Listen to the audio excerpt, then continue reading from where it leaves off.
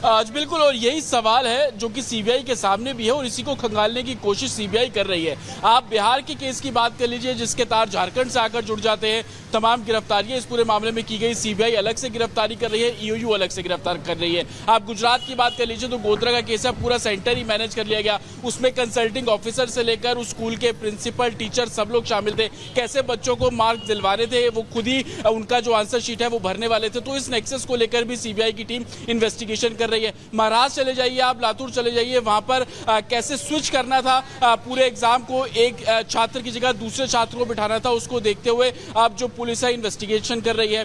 बिहार के मुजफ्फरनगर की बात कर लीजिए, वहां पर जिसका एग्जाम था दूसरा छात्र वहां पर चला गया। अब राज से पूछताछ करने की तैयारी सीबीआई कर रही है और ये जानने की कोशिश कर रही है कि सॉल्वर गैंग इस पूरे मामले में किस तरीके से एक्टिव है। तो हर राज्य की उन केसों को लेकर अलग मोडस ऑपरेंडी है और इसी मोडस ऑपरेंडी को खंगालने की सीबीआई कोशिश कर रही है। सीबीआई का दरअसल मकसद यह है कि इन सभी केसों में क्या किसी तरीके का लिंक है, क्योंकि एक कॉमन बात आप इसमें देखेंगे कि नीट का वो पूरा एग्जाम था और एग्जाम के अलावा बिहार के लोग उसमें शामिल थे। महाराष्ट्र वाले केस के तार दिल्ली से आकर जुड़ जाते हैं और कहीं ना कहीं वो बिहार से लिंक होता हुआ नजर आता है। झारखंड का पूरा केस बिहार से लिंक होता हुआ नजर आता है। गुजरात के गोधरा में जो सेंटर मैनेज किया गया उसमें बिहार के कुछ बच्चे मौजूद थे, उड़ीसा के कुछ बच्चे मौजूद थे, महाराष्ट्र के कुछ बच्चे मौजूद थे। और महाराष्ट्र का जो केस होता है उसके अंदर जो गिरफ्तारी की गई टीचर समेत, उसमें दिल्ली का लिंक जैसा कि मैंने आपको बताया। तो कहीं ना कहीं ये जो राज्य हैं वो एक दूसरे से लिंक होते हुए नजर आ रहे हैं। हालांकि सीबीआई का कहना है कि वो हर केस को अलग अलग तरीके से इन्वेस्टिगेट कर रहे हैं क्योंकि उनकी मोडस ऑपरेंडी अलग अलग है।